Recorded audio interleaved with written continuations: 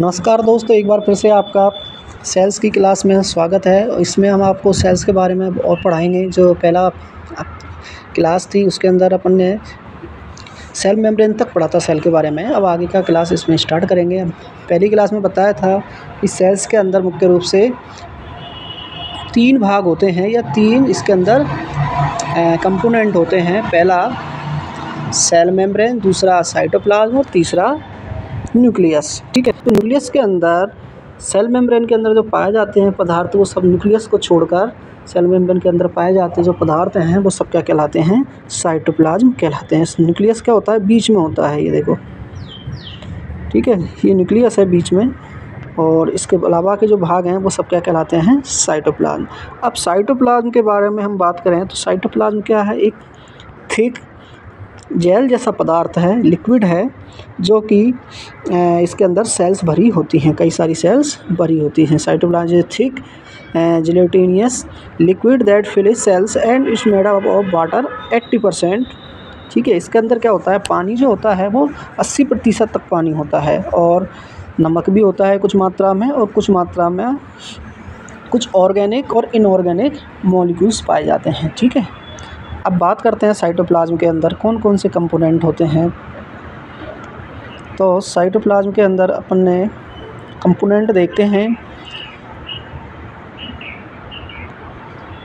देखो, ये साइटोप्लाज्म का डायग्राम है। बात करें कंपोनेंट, सेल के 3 मुख्य कंपोनेंट थे, जैसे कि सेल मेम्ब्रेन, न्यूक्लियस, साइटोप्लाज्म। अब साइटोप्लाज्म के अंदर भी 2 भागों में बांटा गया है साइटोप्लाज्म को।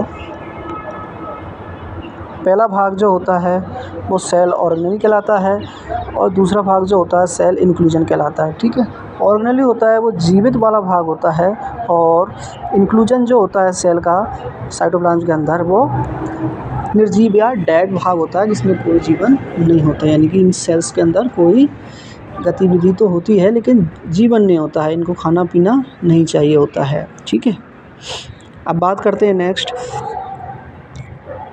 तो इसके अंदर जो नॉन लिविंग होते हैं, डेड्स पदार्थ होते हैं या कंपोनेंट होते हैं साइटोप्लाज्म के अंदर, उनको सेल इंक्लूजन कहते हैं। उसमें सिर्फ 2 ही आते हैं, ग्रेन्यूल और वैक्यूल्स।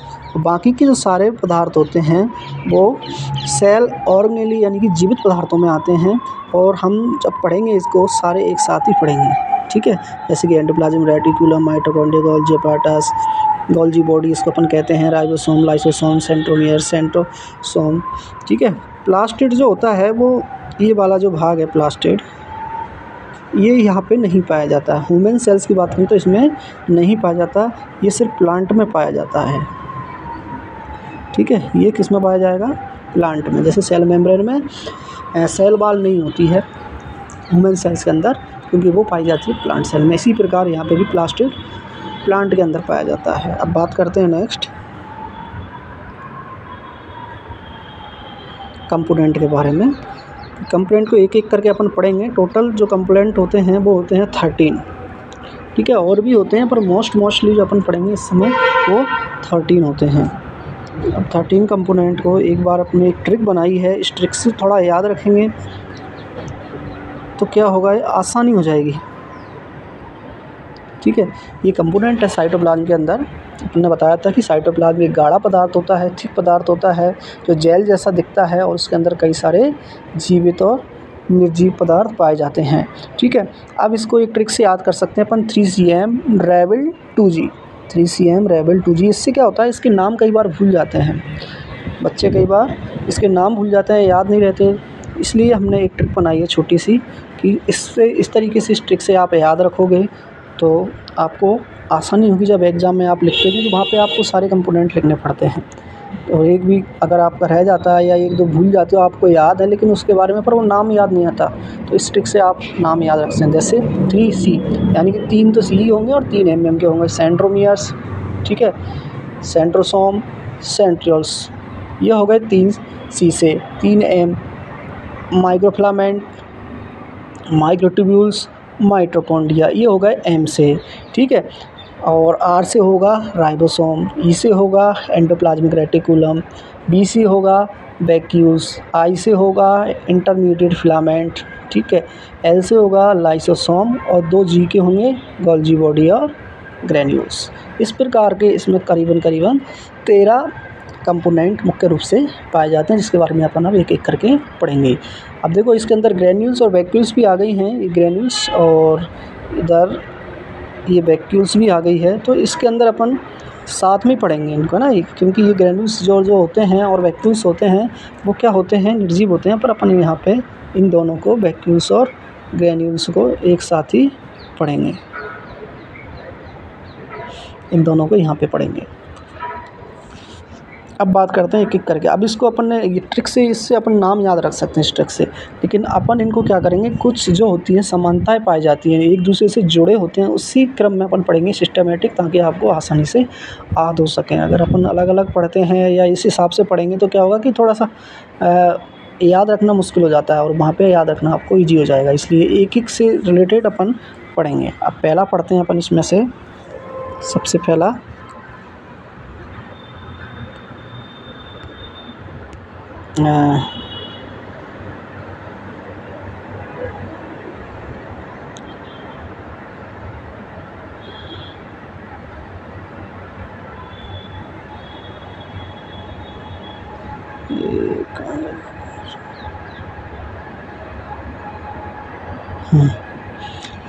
पहला है एंडोप्लाज्मिक रेटिकुलम, ठीक है।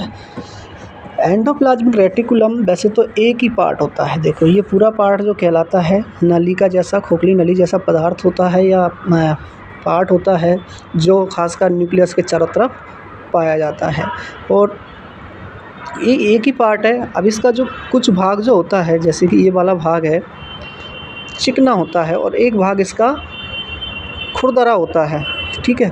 तो चिकना भाग जो होता है वो इसलिए होता है क्योंकि इसके अंदर फैट का निर्माण होता है। ये वाला जो भाग है इसके अंदर फैट का निर्माण होता है, इसलिए ये भाग कैसा है, स्मूथ है, चिकना है, ठीक है। इसलिए इसको अपन कहते हैं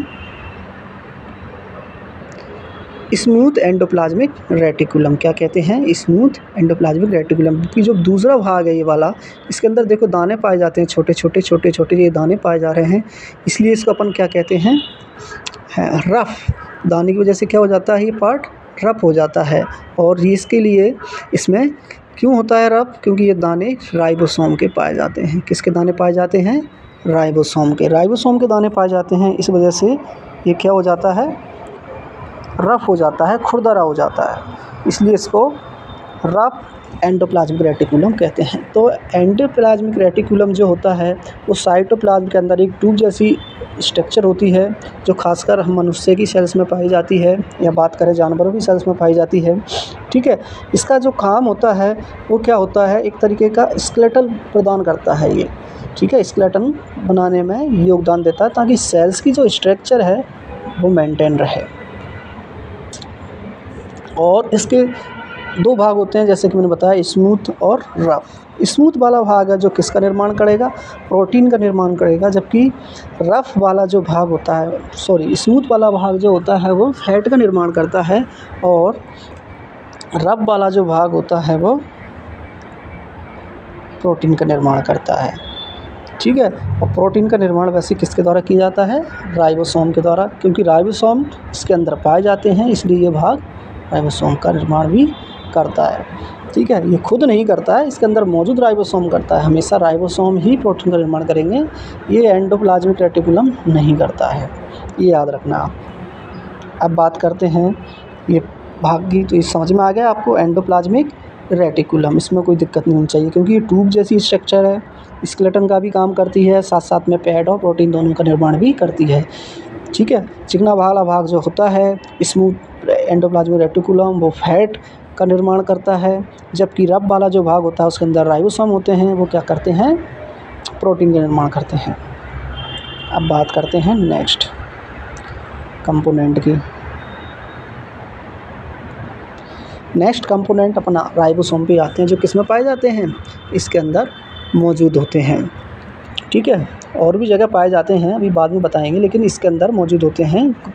किसके अंदर, एंडोप्लाज्मिक रेटिकुलम के अंदर। तो राइबोसोम जो होता है इसकी खोज की थी एक वैज्ञानिक है जिसका नाम है पैलेट। पैलेट वैज्ञानिक जो है इसने सबसे पहले इस राइबोसोम को खोजा था कि भाई ये राइबोसोम होता है, ये नाम जैसे कि दे रखा है पैलेट। इस बंदे ने सबसे पहले इस राइबोसोम को खोजा था, पैलेट ने। चूँकि ये राइबोसोम क्या करता है, प्रोटीन का निर्माण करता है, इसलिए इसको प्रोटीन की फैक्ट्री भी कहा जाता है। ये कई बार क्वेश्चन आ गया कि प्रोटीन की फैक्ट्री किसे कहते हैं सेल्स के अंदर, तो वो है राइबोसोम। ठीक है, अब बात करते हैं नेक्स्ट।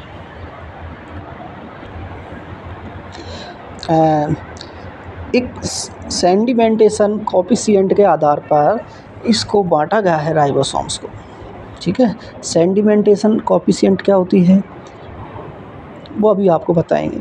इसके आधार पर क्या होता है, एक छोटा होता है और एक बड़ा होता है। अब ये साइज में बड़ा छोटा नहीं है राइबोसोम। स्ट्रक्चर देखो आप, उल्टे दांत जैसी स्ट्रक्चर, ध्यान रखना, दांत जो होता है उसको उल्टा कर दिया ही मान लो आप, जैसे कि ये एनिमल भाग है वो नीचे है वो और रूट वाला भाग ऊपर है। ऐसी स्ट्रक्चर राइबोसोम की, एक राइबोसोम की होती है जो दाने के समान आकृति होती है।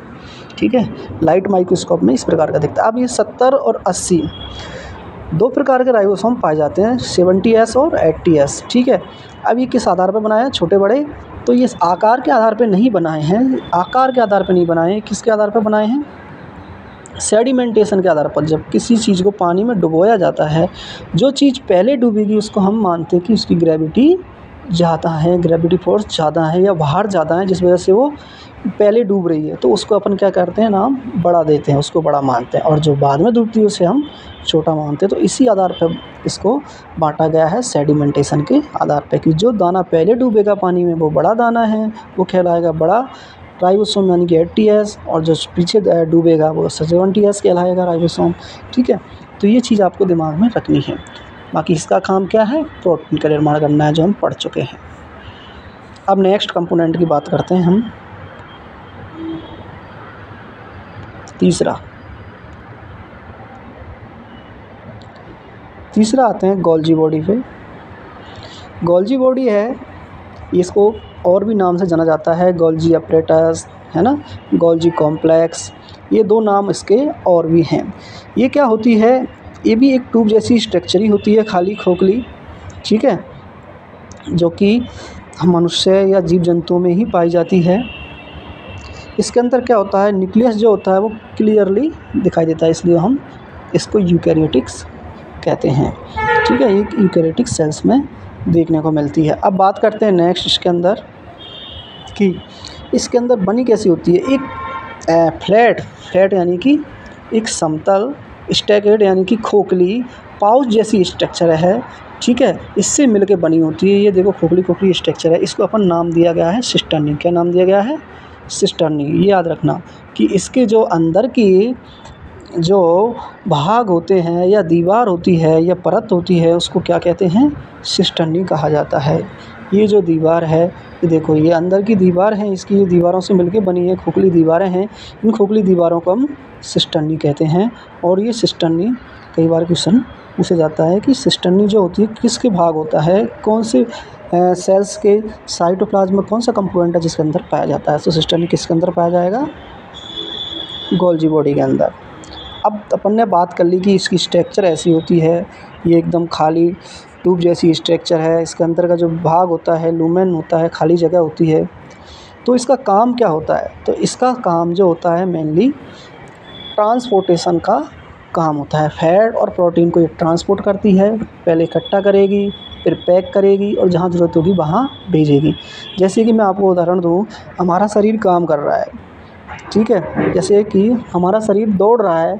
अब दौड़ेगा तो सबसे ज़्यादा ज़रूरत किसको पड़ेगी, पैरों को, ऊर्जा की ज़रूरत पड़ेगी, क्योंकि ऊर्जा के बिना हमारा शरीर काम करता नहीं है।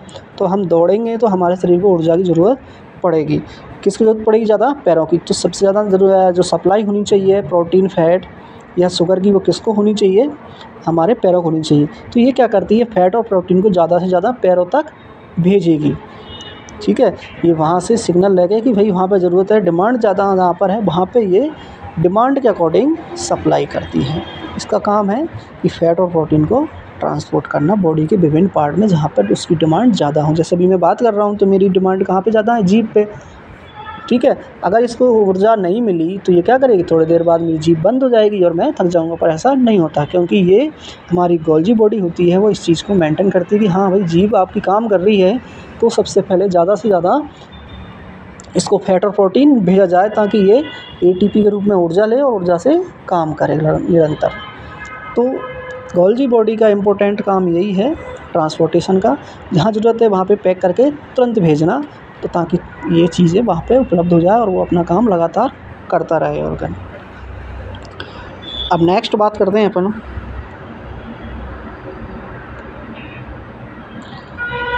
तीन अपने हो गए हैं, पहला एंडोप्लाज्मिक रेटिकुलम, दूसरा राइबोसोम और तीसरा गोल्जी बॉडी।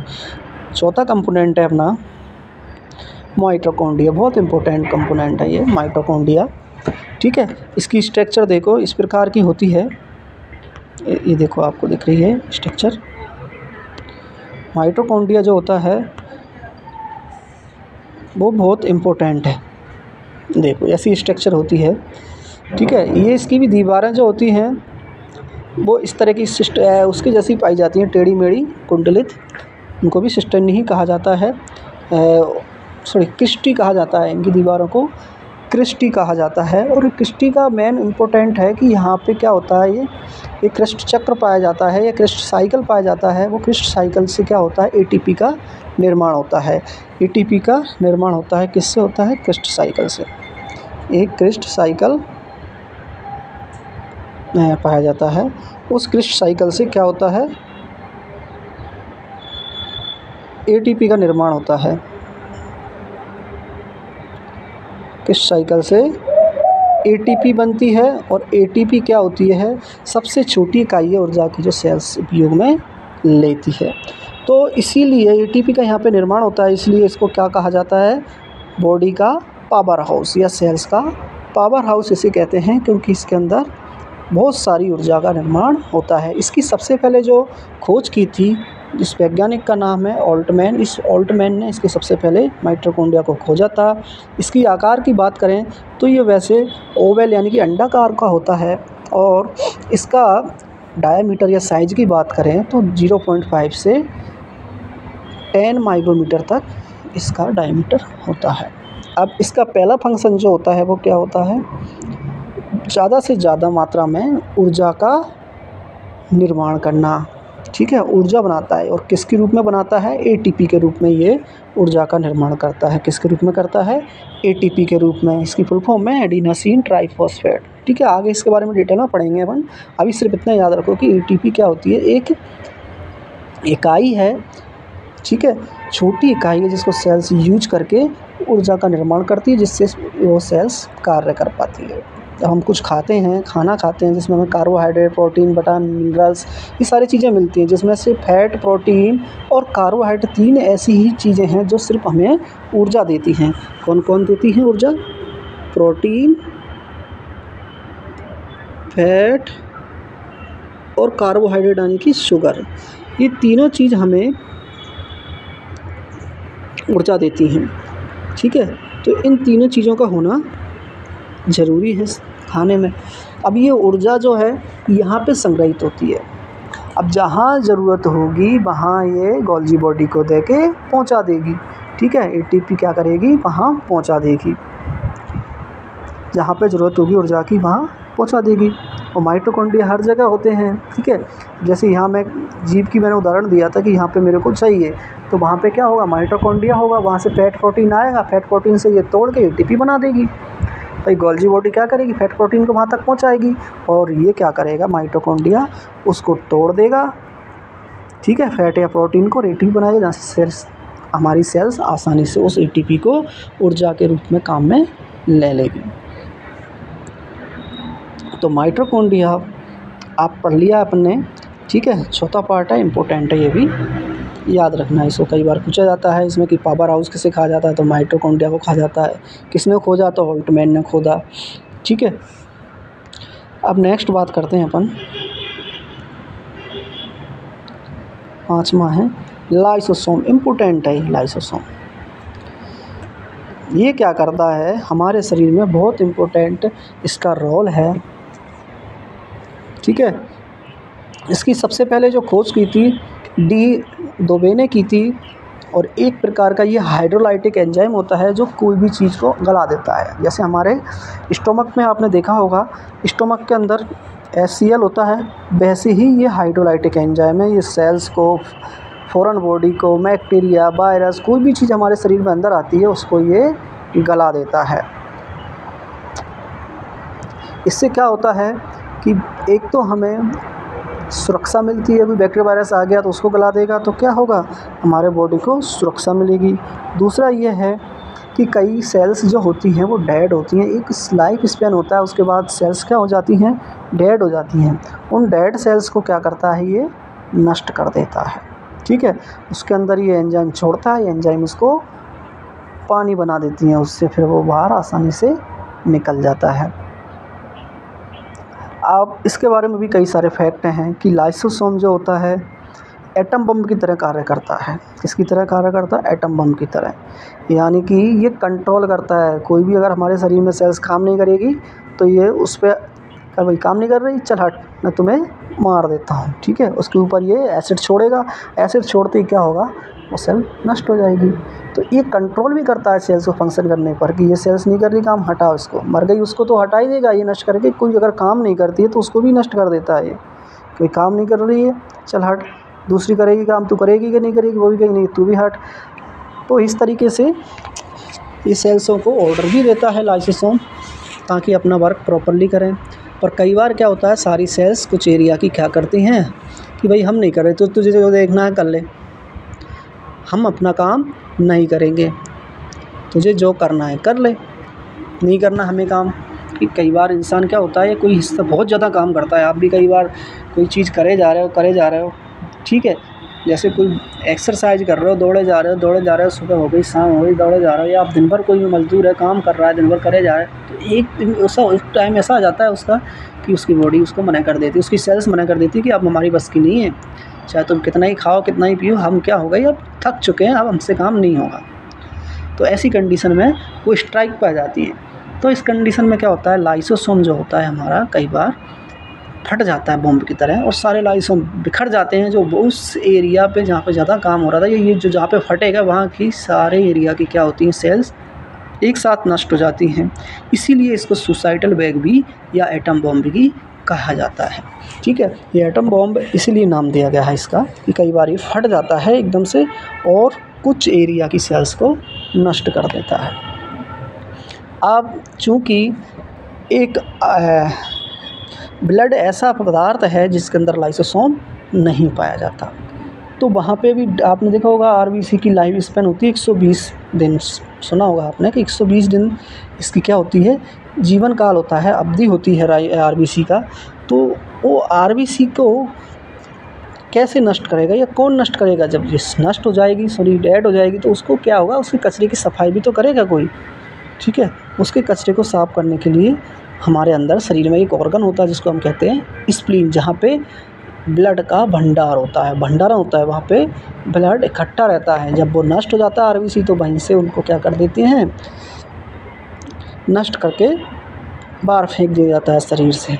ठीक है, तो स्प्लीन को ब्लड बैंक भी कहा जाता है शरीर का, क्योंकि वहाँ पे बहुत सारा ब्लड इकट्ठा होता है स्प्लीन। तो स्प्लीन क्या करती है, ब्लड के लिए लाइसोसोम का काम करती है, ये आपको याद रखना है। अब नेक्स्ट बात करते हैं छठे कंपोनेंट की। छठा जो कंपोनेंट है वो है वैक्यूल्स। ठीक है, हालांकि ये निर्जीव है, इसके अंदर कोई जीवन नहीं पाया जाता है, एक निर्जीव पदार्थ है, कह सकते हैं अपन, इंक्लूजन है। और अब इसकी बात करें तो ये कैसा होता है, देखो ये डायग्राम में देखो, छोटी छोटी कटोरी जैसा है ना, बाउल जैसा या कटोरी जैसा एक कह सकते हैं तत्व होता है। इसके अंदर खाली जगह होती है और उस खाली जगह में क्या भरा होता है, पानी या हवा भरी रहती है। ठीक है, ये क्या काम करता है, डस्टबिन की तरह काम करता है। जो भी सेल्स या कोई चीज़ जो है इसके अंदर आ गई, बैक्टीरिया वायरस, वो नष्ट हो गया तो इसके अंदर इकट्ठा कर लेती है। ठीक है, और उसको फिर बाहर फेंक दिया जाता है। तो एक तरीके से ये डस्टबिन का काम करता है वैक्यूल्स हमारे शरीर में। इसके अंदर कोई जीवन नहीं पाया जाता है, लेकिन ये प्रॉपर अपना काम करती है। जो वेस्ट होते हैं शरीर के उनको यहाँ पे स्टोर कर लेती है और उसको बाद में ट्रांसफ़र कर देती है, कहाँ से ये खा जाए या फिर हमारी और भी चीज़ें इसके अंदर आती हैं वो खा जाती हैं इसके अंदर।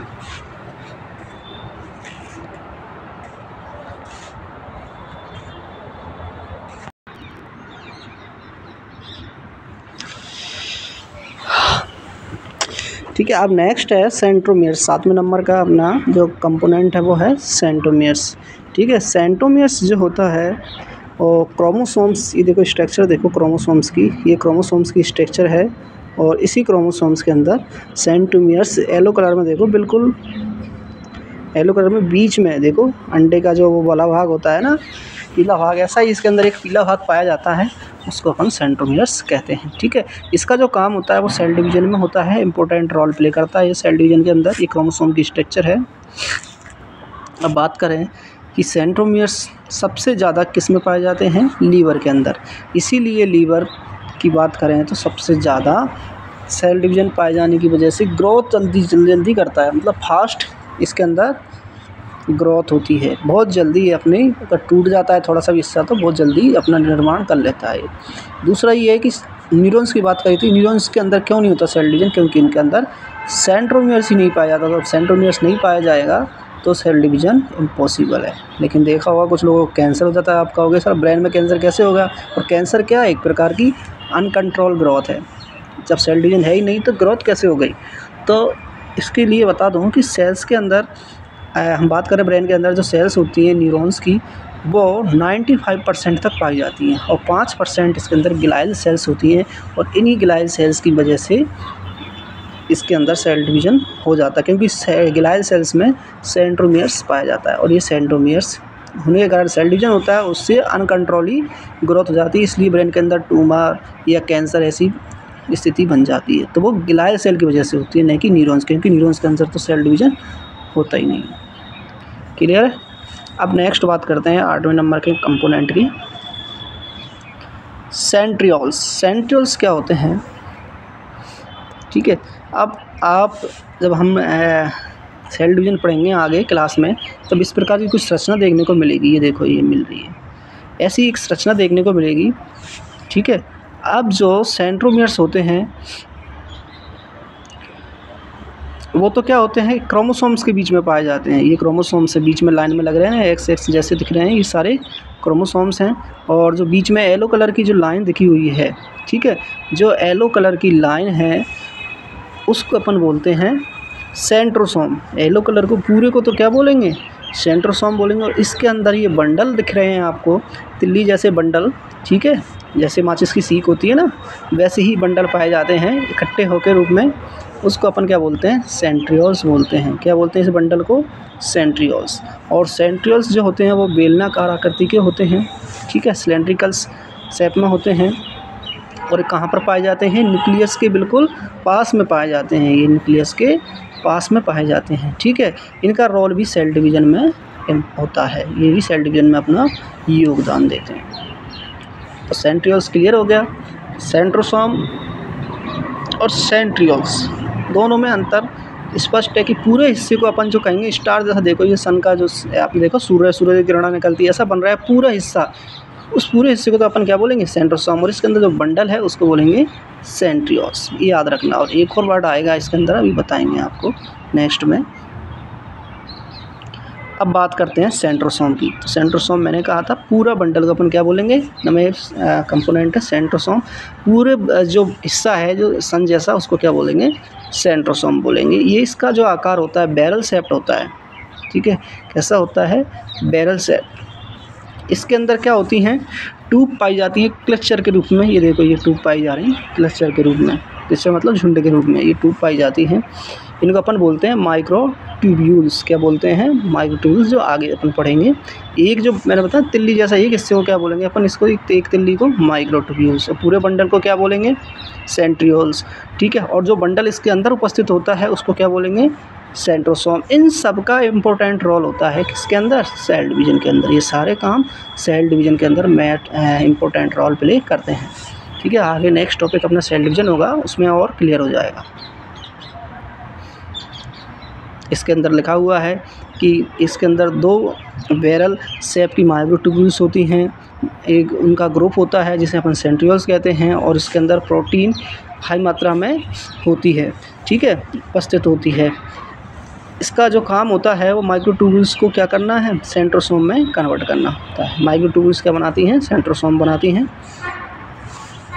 जो मैं आपको बता चुका हूँ कि ये मिलके क्या बनाती है। वही चीज़ यहाँ पे लिखी हुई है, तो आप ज़्यादा घबराए नहीं कि ये चीज़ ये लिखी है, ये चीज़ ये, जो मैं बोल रहा हूँ वही चीज़ यहाँ पे लिखी हुई है। किसी बच्चे को दिक्कत है इंग्लिश में तो हिंदी के भी नोट्स हैं, वो हिंदी के नोट्स में आप एक बार पढ़ लें, फिर इंग्लिश में आपको आसानी हो जाएगी उनको लिखने में, ठीक है।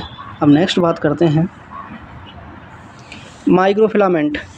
माइक्रोफिलामेंट क्या होते हैं, ये भी एक प्रकार के स्केलेटन कहलाते हैं सेल्स के, ठीक है। जैसे हमारे शरीर में हड्डियां होती हैं, वैसे ही सेल्स के अंदर भी कुछ हड्डियों जैसी स्ट्रक्चर होती है जो सेल्स के ढांचे को बनाए रखती है, सेल्स के आकार को मेंटेन करती है, शेप को मेंटेन करती है, इसलिए इनको साइटोस्केलेटन कहते हैं। इनका जो इम्पोर्टेंट रोल होता है वो होता है मूवमेंट करना, सेल्स को मूवमेंट करवाना, ठीक है, मसल्स कॉन्ट्रैक्शन में हेल्प करना, सेल डिवीज़न में हेल्प करना, ये तीनों काम इसके मुख्य रूप से होते हैं। अब माइक्रोफिलामेंट देखो यहाँ पे बने हुए हैं, 2 प्रकार के हैं ये। एक तो होते हैं माइक्रोफिलामेंट, ये जो ग्रीन कलर की देखो यहाँ पे डायग्राम में दिखा रहा हूँ, ग्रीन कलर की जो लेयर है देखो, ये पूरी क्या ग्रीन कलर की लेयर क्या है, माइक्रोफिलामेंट है, ठीक है। और इसके बीच में ग्रीन कलर के बीच में क्या होते हैं, माइक्रोट्यूब्यूल्स होती हैं, जो मैंने अभी आपको बताई। इसके अंदर क्या होती हैं, माइक्रोट्यूब्यूल्स। और इंटरमीडिएट फिलामेंट होते हैं जो न्यूक्लियस के चारों तरफ पाए जाते हैं। ये देखो जो गोल अलग सी आकृति बन रही है, आँख की जो पुतला देखा हो ना, आगना हमने आँख की पुतली आइरिस, ऐसा भाग वो क्या कहलाता है, इंटरमीडिएट फिलामेंट, जो नेक्स्ट टॉपिक है, ठीक है। तो ये माइक्रोफिलामेंट और इंटरमीडिएट फिलामेंट, इनका सबका काम क्या होता है, सेल्स को आकार देना, जिससे क्या होता है, सेल्स मूवमेंट कर सके, सेल्स के अंदर कॉन्ट्रैक्शन उपस्थित हो सके, और सेल डिवीज़न में भी ये इंपॉर्टेंट रोल प्ले करते हैं। नेक्स्ट है इंटरमीडिएट फिलामेंट, जो भी मैंने बताया था। इंटरमीडिएट फिलामेंट प्रोटीन के बने होते हैं, ठीक है। ये भी एक प्रकार के साइटोस्केलेटन के काम करते हैं, और ज़्यादातर जो होते हैं ये न्यूक्लियस की मेम्ब्रेन जो होती है उसका निर्माण करते हैं, यानी कि न्यूक्लियस के चारों तरफ पाए जाते हैं, जिससे न्यूक्लियस का मेम्ब्रेन बनता है। मैंने बताया ना, ये न्यूक्लियस जो होता है सेल के अंदर, तीसरा कंपोनेंट अपन पढ़ेंगे, उसके चारों तरफ पाया जाता है, और ये एक मेम्ब्रेन बनाता है जिससे न्यूक्लियस कवर रहता है, ठीक है। तो ये हो गए इंटरमीडिएट फिलामेंट, जो कि आप देखो, आप ये रहे है ना, पिंकिश कलर में दिख रहे होंगे आपको, ग्रेस पिंकिश कलर में ये वाले। नेक्स्ट बात करते हैं माइक्रोट्यूब्यूल्स की, जो मैंने आपको पहले ही बता दिया कि सेंट्रोसोम जो होते हैं उनके अंदर सेंट्रियोल्स पाए जाते हैं। यहाँ सेंट्रियोल्स के अंदर छोटी छोटी तिल्ली जैसी संरचना पाई जाती है, उनको क्या बोलते हैं अपन, माइक्रोट्यूब्यूल्स कहते हैं। ये माइक्रोट्यूब्यूल्स बाद में इस तरीके की लंबी हो जाती हैं, क्या हो जाती हैं, लंबी हो जाती हैं, और सेल डिवीज़न में इंपॉर्टेंट रोल प्ले करती है। सेल डिवीज़न में आपको स्ट्रक्चर बिल्कुल समझ में आ जाएगी, सारी चीज़ें, सबके रोल एक एक के, कि सेल डिवीज़न में किसका कहाँ पे रोल होता है, ठीक है। अभी तो अपन इतना रख लो कि इनका रोल जो है वो सेल डिवीज़न में है। क्या रोल है वो अपन सेल डिवीज़न पढ़ेंगे, जब एक एक करके सब समझ लेंगे, ठीक है। ये बहुत छोटी होती हैं और खोखली संरचना होती हैं, ठीक है, हॉलो संरचना होती हैं। इनकी जो आकार होता है वो बीड लाइक होता है, मतलब माचिस की तीली, यानी कि ट्यूब जैसी स्ट्रक्चर पाई जाती है, ठीक है। इनका काम भी सेल को मेंटेन करना होता है। पहला काम तो सेल डिवीज़न ही है, साथ साथ में सेल के जो शेप होता है उसको मेंटेन रखती हैं। साथ साथ में ये मोटर फंक्शन सेल के लिए प्रदान करती हैं।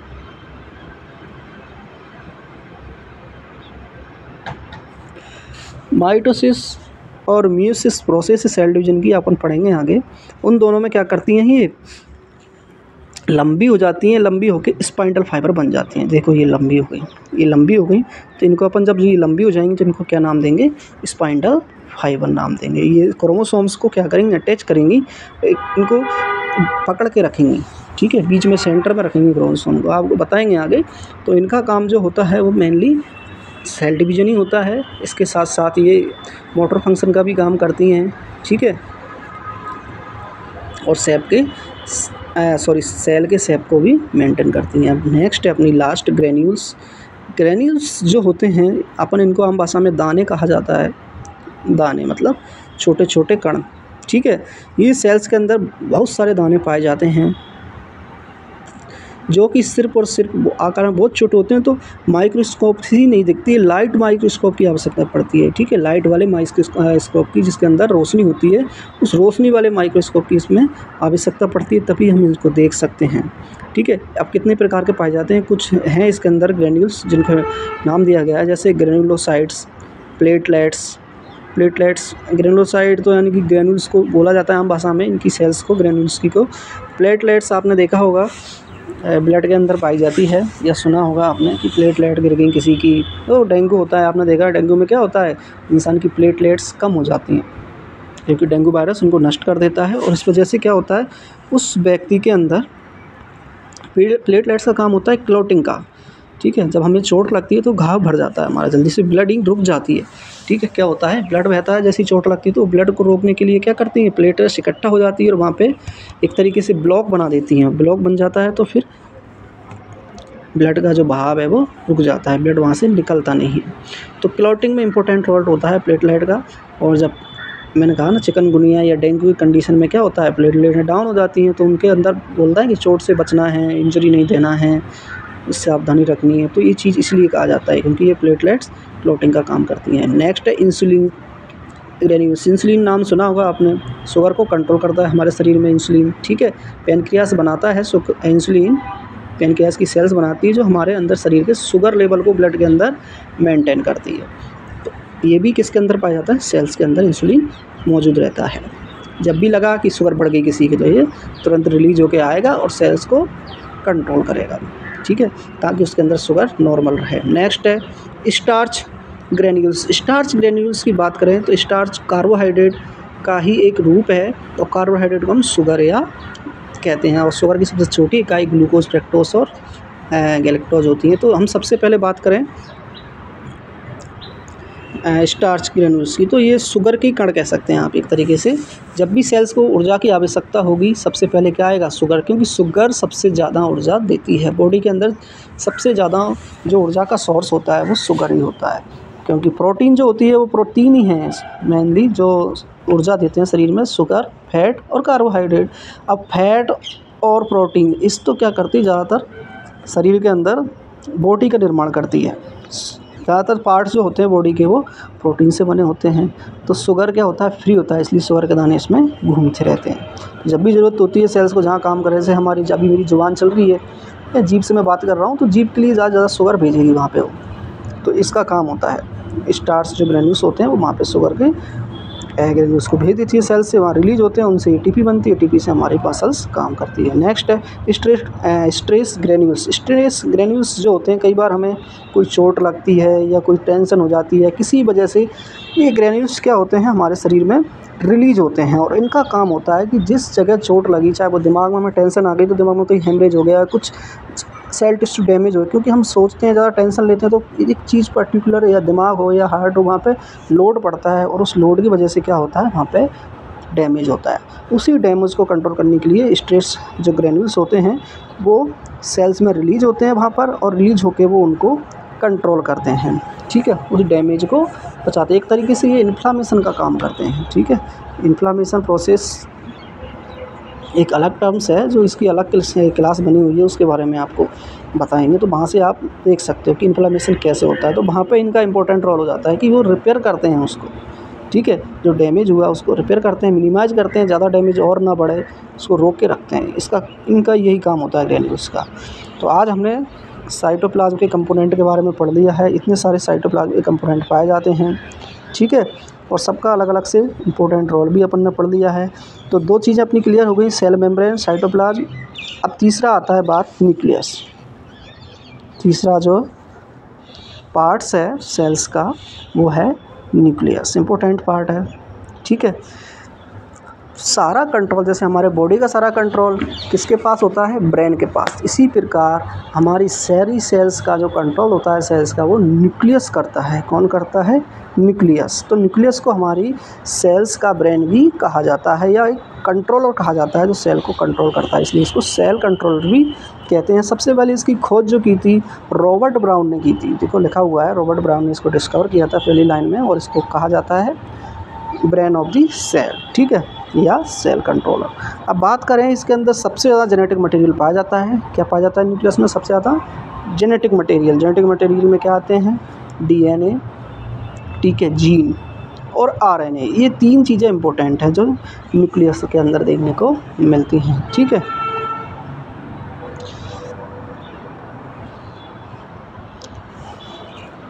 कुछ मात्रा में डीएनए क्या होता है, माइटोकॉन्ड्रिया में भी पाया जाता है, लेकिन सबसे ज़्यादा डीएनए कहाँ पाया जाएगा? इसी के अंदर रहता है, ठीक है। मनुष्य की बात करें तो सब ज़्यादातर मनुष्य के अंदर एक सेल में एक ही न्यूक्लियस होता है। एक अपवाद है, जैसे कि बोन हो गई, अपनी बोन की मसल्स होती हैं या बोन की सेल्स होती हैं। बोन की सेल्स के अंदर एक सेल्स होती है ऑस्टियोक्लास्ट, 3 प्रकार की पाई जाती हैं इसके अंदर, ऑस्टियोब्लास्ट, ऑस्टियोक्लास्ट, ऑस्टियोसाइट, है ना। तो ऑस्टियोक्लास्ट प्रकार की जो सेल्स होती है उसके अंदर कई सारे न्यूक्लियस देखने को मिलते हैं, बल्कि ज़्यादातर जो होते हैं वो न्यूक्लियस एक सेल में एक ही देखने को मिलता है। और आरबीसी का आपको पता ही है, आरबीसी के अंदर कोई न्यूक्लियस नहीं होता। तो ये चीज़ें हैं जो आपको याद रखनी है, ठीक है। सबसे ज़्यादा किसके अंदर पाए जाएंगे? बोन के अंदर, ऑस्टियोक्लास्ट के अंदर मल्टीपल न्यूक्लियस पाए जाएंगे। किसके अंदर नहीं पाए जाएंगे? एरिथ्रोसाइट के अंदर। और बाकी की सेल्स के अंदर नॉर्मली एक एक न्यूक्लियस देखने को मिलता है। स्ट्रक्चर की बात करें न्यूक्लियस की, तो न्यूक्लियस जो होता है एक गाढ़ा पदार्थ होता है बीच में सेल्स के, गोलाकार का, ठीक है, या स्फेरिकल इसको बोल सकते हैं अपन, अंडाकार। इसका जो डायामीटर होता है, साइज़ होता है, वो 5 से 10 माइक्रोमीटर का होता है, ठीक है। लेकिन कुछ का 1 माइक्रोमीटर भी होता है कुछ सेल्स का। अब बात करें न्यूक्लियस की, तो न्यूक्लियस के अंदर क्या होता है? लेयर होती है। जैसे अपनी सेल के अंदर एक सेल मेम्ब्रेन होती है, इसी इसके अंदर भी एक न्यूक्लियस मेम्ब्रेन होती है, जो दो प्रकार से रहती है। जैसे उसमें थी ना एक फैट की, प्रोटीन की, इसमें भी बनी होती हैं। तो बाहरी जो लेयर होती है वो क्या होती है? इनवलप लेयर होती है, उसको अपन बोलते हैं इनवलप लेयर, जो मैंने आपको बताया था, ठीक है। फिलामेंट्स पाए जाते थे, इंटरमीडिएट फिलामेंट, वो इंटरमीडिएट फिलामेंट की बनी होती है इनवलप वाली आउटर लेयर जो होती है। बीच की लेमिनर लेयर है वो बिल्कुल सेल मेम्ब्रेन की जैसे होती है, जिसमें 2 लेयर फॉस्फोलिपिड की होंगी, एक लेयर फॉस्फोलिपिड की होगी और 2 लेयर प्रोटीन की होंगी ऊपर नीचे। तो ये लेमिना कहलाएगी। इसके अंदर भी फ्लूइड भरा होता है, जिसको अपन न्यूक्लियोप्लाज्म कहते हैं। क्या भरा होता है? फ्लूइड भरा होता है। जैसे सेल के अंदर साइटोप्लाज्म होता है, ऐसे न्यूक्लियस के अंदर न्यूक्लियोप्लाज्म होता है। साथ साथ इसके अंदर भी एक बीच में गोलाकार और आकृति होती है, गाढ़ा पदार्थ होता है। इसके अंदर भी एक गाढ़ा पदार्थ होता है, जिसको अपन न्यूक्लियोलस कहते हैं। और न्यूक्लियोलस के अंदर ही डीएनए, जीन और आरएनए पाए जाते हैं, ठीक है। डीएनए, जीन और आरएनए किसके अंदर पाए जाएंगे? न्यूक्लियोलस के अंदर पाए जाएंगे, ये याद आपको रखना है। अब बात करें न्यूक्लियोलस की, या फिर क्रोमोसोम भी इसके अंदर देखने को मिलते हैं, ठीक है। क्या पाए जाएंगे? Chromosomes, DNA. क्रोमोसोम्स के अंदर क्या पाया जाएगा? डीएनए पे क्या पाए जाएंगे? जीन, ठीक है। और बीच बीच में इनमें आरएनए भी होते हैं। अब बात करें अपन फंक्शन की न्यूक्लियस की, तो न्यूक्लियस के बहुत सारे फंक्शन हैं, क्योंकि ये ब्रेन है, तो ब्रेन की तरह सब सारी सेल्स को ये कंट्रोल करता है। जैसे सेल का निर्माण करवाना हो, कहीं पे एनर्जी देनी हो, कहीं पे कोई रिपेयर करना हो, कहीं पे प्रोटेक्शन करना हो, तो सारा काम ये कंट्रोल में रखता है बॉडी की। जैसे हमारा ब्रेन कंट्रोल करता है सारी एक्टिविटी, वैसे यही सेल्स की सारी एक्टिविटी को कंट्रोल में रखता है, ठीक है। और साथ साथ में इसके अंदर जेनेटिक इन्फॉर्मेशन भी पाई जाती है, जो एक पीढ़ी से दूसरी पीढ़ी में जाती हैं, ठीक है। इसके अलावा प्रोटीन का कंट्रोल करना कि कितनी बनानी है, कितनी नहीं बनानी है, कब बनानी है, कब नहीं बनानी, ये भी इसी का काम होता है। एंजाइम का कब बनाना है, कब नहीं बनाना, कितना एंजाइम बनाना है, सारा कंट्रोल इसके पास ही होता है, ठीक है। सेल डिवीज़न का भी कंट्रोल इसी के पास होता है, कब सेल डिवीज़न करना है, कब नहीं करना है, कितना सेल की ग्रोथ करनी है, कितनी नहीं करनी है। देखा होगा आपके हाथ इतना बड़ा है, कभी लंबा हुआ है? नहीं हुआ। वो एक अननॉर्मल चीज़ है कि कई बार कुछ वजह से या कोई हार्मोनल इम्बैलेंस की वजह से ज़्यादा हो जाए, नहीं तो इंसान की ज़्यादातर जो लंबाई होती है फिक्स है। किडनी की जो लंबाई है वो फिक्स है, चौड़ाई फिक्स है, सबका एक डायमीटर फिक्स बना रखा है, कोई इधर उधर नहीं चढ़ता। सबका शेप साइज बराबर रहता है। 2 किडनी है तो 2 ही रहेंगी, 3 नहीं होंगी, ठीक है। 2 आँखें हैं तो 2 ही रहेंगी, 3 नहीं होंगी। ऐसे सब चीज़ों को ये एक सिस्टम में कंट्रोल में रखता है सेल डिवीज़न करके, ठीक है। उसका शेप साइज, डायमीटर, वजन सब नॉर्मल रखता है, इसी का काम होता है न्यूक्लियस का। इसके अलावा इसके अंदर डीएनए, आरएनए, राइबोसोम पाए जाते हैं, जो मैंने बता दिया आपको, ठीक है। इन सब का अलग अलग काम होता है, हम अलग से क्लास है उसमें पढ़ेंगे आरएनए, डीएनए के बारे में। अब नेक्स्ट बात करते हैं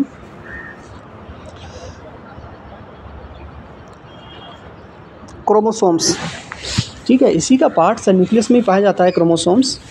क्रोमोसोम्स जो होता है वो न्यूक्लियस के अंदर पाया जाता है, ठीक है। इसकी स्ट्रक्चर एक्स जैसी होती है, अभी दिख रही है नीचे, एक्स जैसी स्ट्रक्चर होती है, ये क्रोमोसोम्स है। इसके अंदर देखो दो पत्ती जैसी स्ट्रक्चर पाई जाएंगी, इनको अपन क्रोमेटिड कहते हैं, ठीक है। एक छोटी होती है ऊपर वाली शॉर्ट आर्म कहलाती हैं दोनों, और नीचे वाली लॉन्ग आर्म कहलाती हैं, जो लंबी होती हैं। बीच में इसके सेंट्रोमियर्स होता है, ठीक है। और इसके अंदर जो पीला पीला भाग है ऊपर नीचे, वो पीला पीला भाग, ये वाला पीला भाग है ऊपर नीचे दोनों क्रोमोसोम्स के आर्म के अंदर, उन पीले भाग को अपन क्या कहते हैं, टेलोमियर्स कहते हैं, टीलोमियर्स के नाम से जाना जाता है, ठीक है। ये सब सेल डिवीजन में काम आएगा, अभी तो अपने को इतना ज़्यादा ध्यान देना नहीं है, वहीं पे टीलोमियर्स बस नाम याद रखो, टीलोमियर्स, इसका क्या रोल है वो अपन सेल डिवीजन में बताएंगे। अब बात करें मनुष्य के अंदर की, तो टोटल 23 पेयर क्रोमोसोम पाए जाते हैं। देखो हमारे जो है इंसान के अंदर सब चीज़ पेयर में, आँखें 2 पाई जाती हैं, ठीक है। नाक के अंदर भी 2 वो हैं हमारे छेद रहते हैं, मुंह के अंदर भी 2 जबड़े होते हैं, लिप्स भी हमारे 2 होते हैं, ठीक है। हाथ भी 2 होते हैं, पैर भी 2 होते हैं। उसी प्रकार क्रोमोसोम्स भी हमेशा जोड़े में पाए जाते हैं। तो 23 जोड़े होते हैं, टोटल कहलाते हैं 46, यानी 23 पेयर्स में 46 गुणसूत्र या क्रोमोसोम्स पाए जाते हैं, गुणसूत्र बोलते हैं उनको हिंदी में, ठीक है। जिसमें से 44 जो होते हैं ऑटोसोम्स होते हैं, 44 क्या होते हैं, ऑटोसोम्स होते हैं, और 2 सेक्स क्रोमोसोम्स होते हैं। अब ऑटोसोम्स का मतलब ये है कि देखा मनुष्य और पुरुष में मतलब 95% तक क्या होती है, समानता पाई जाती है। 95% तक मनुष्य और स्त्री के अंग समान होते हैं, सिर्फ जो हमारे जेनेटल ऑर्गन होते हैं वो अलग होते हैं, और जेनेटल ऑर्गन जो होते हैं सेक्स क्रोमोसोम्स की वजह से डिफरेंट होते हैं, बाकी सारे सेम दिखाई देते हैं। अब महिला और पुरुष में भी जेनेटिक्स जो चेंज होते हैं एक स्पेशल प्रकार के क्रोमोसोम्स होते हैं, ठीक है। इसे 44 तो क्या कहलाएंगे, ऑटोसोम क्रोमोसोम कहलाएंगे, और 2 क्या कहलाएंगे, सेक्स क्रोमोसोम्स कहलाएंगे। तो जो 2 होते हैं मेल के अंदर 44 प्लस XY होते हैं, मनुष्य के अंदर क्या होते हैं, मेल के अंदर की बात करें आदमी के अंदर तो XY होते हैं, और फीमेल की बात करें तो उसके अंदर XX होते हैं। यही 2 क्रोमोसोम्स हैं जो क्या करते हैं, महिला और पुरुष को अलग बनाते हैं, ठीक है। तो ये अभी थोड़ा सा शॉर्ट में ही बताया है आपको, ज़्यादा डिटेल में अपन जाएंगे नहीं, क्योंकि वो अलग से क्लास है क्रोमोसोम के बारे में, फिर और डिटेल में जाके उसके बारे में देखना वो चीज़ अलग है। यहाँ पे इतना काफ़ी है। कभी न्यूक्लियस पे आता है तो न्यूक्लियस के बारे में आप क्वेश्चन आ जाता है डायरेक्टली कि न्यूक्लियस क्या होता है, इसके बारे में विस्तार से समझाइए। तो आपको क्या करना है, न्यूक्लियस के पहले तो बारे में बताना है कि ये न्यूक्लियस सेल्स की इस जगह पाया जाता है, ठीक है, सेंटर में पाया जाता है। इसकी जो बात करें स्ट्रक्चर की, तो एक गाढ़ा पदार्थ होता है, एक राउंड शेप में या अंडाकार दिखाई देता है, ठीक है। इसके बाद इसके अंदर भी 3 हिस्से होते हैं, जैसे सेल्स के अंदर होते हैं, ठीक है। एक मेम्ब्रेन होती है जिसको कवर करके रखती है, बीच में इसमें पदार्थ होता है जिसको हम न्यूक्लियोप्लाज्म कहते हैं। उसी के साथ इसके अंदर क्या होता है, बीच में गाढ़ा पदार्थ और भी पाया जाता है, जैसे सेल के अंदर न्यूक्लियस पाया जाता है, वैसे इस न्यूक्लियस के अंदर भी एक छोटा सा न्यूक्लियस पाया जाता है जिसको हम न्यूक्लियोलस कहते हैं, ठीक है। और इसी प्रकार हम बात करें तो न्यूक्लियस के अंदर खोल के देखते हैं तो क्या मिलता है, देखने को हमें क्रोमोसोम्स मिलते हैं, और क्रोमोसोम्स के ऊपर ही DNA, RNA और जीन्स दिखाई देते हैं। जनरल लिखा है, सॉरी, जीन्स यहाँ पे मौजूद होते हैं, और इन जीन्स का काम होता है, हमारे कुछ कैरेक्टरिस्टिक होते हैं हम इंसान के, वो एक इंसान से दूसरे इंसान से भिन्न होते हैं, जीन की वजह से होता है। हमारे अंदर जो जीन होते हैं वो जीन ही हमारी लक्षणों को एक पीढ़ी से दूसरी पीढ़ी में ले जाते हैं, और हमें एक इंसान से दूसरे इंसान से अलग बनाते हैं, ये इनका ही काम होता है। क्रोमोसोम्स की बात करें, टोटल क्रोमोसोम्स जोड़े में होते हैं 23 पेयर्स, इसमें से